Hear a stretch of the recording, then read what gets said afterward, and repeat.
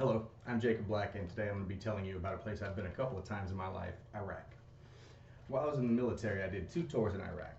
I got to see a lot of the culture. I got to see day to day life. I got to try their cuisine. I got to see the weather shifts. Yes, they do exist. And I got to see the living arrangements. The climate was probably the most noticeable change right off the bat when you get there. While Texas is a very largely hot state, the humidity in Texas is much different than that in Iraq, where in Texas, if it's very, very hot, the humidity runs a high chance of being about 60% on a normal day, which I don't need to tell you, can have you melting. In Iraq, it's a very dry, very low humidity, so if you can find some shade, you're generally not going to be hurting that bad. You know, get you a bottle of water, stay in the shade, it won't feel as hot as the temperature gauge reads. In his article, Weather Wages on War, Mark Brinkley says daily temperatures can shift 40 degrees or more, and rain clouds or dust storms can pop up without warning. This is very true. While a lot of people think Iraq does not get rain, it does. It's very seldom that you see it, but it does happen, and it is violent when it does. A lot of rainstorms will start out very small, kick up a little bit of dust, get a swirling sensation going, and a dust storm will usually follow. Those can be very, very intense. They can be blinding. They can have debris inside the storm itself. Very, very uncomfortable to be a part of. The second thing I would inform you about would be the cuisine. A lot of Iraqi cuisine is not easy on the eyes, and some of it's not so easy on the stomach. Here, you know, if you order a plate of fish, generally you're going to get a nice portion of fish, deboned, no skin, depending on how you like it.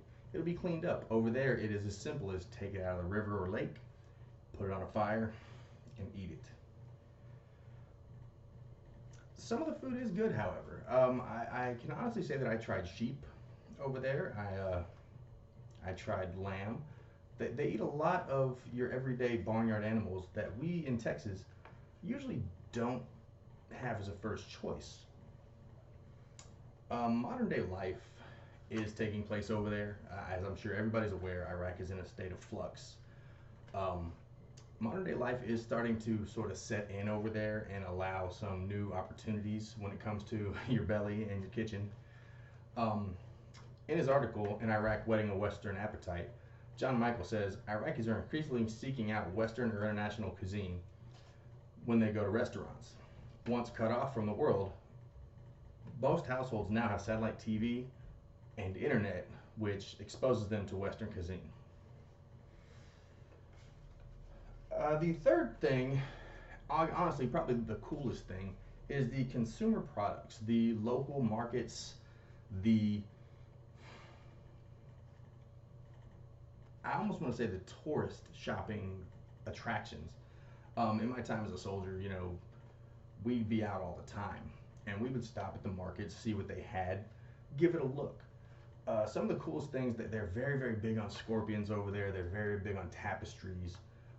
Generally, anything you could think of to decorate a living room, a study, they've got it, and they've got it in abundance. And the craftsmanship over there is very intriguing. Here in Texas, we have our own way of doing things.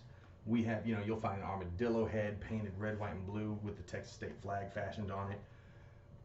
Things of that nature. Over there, it's really cultured, where you might see diamonds and gold and platinum and all the things we in America use to decorate jewelry and knickknacks and trinkets and things of that nature.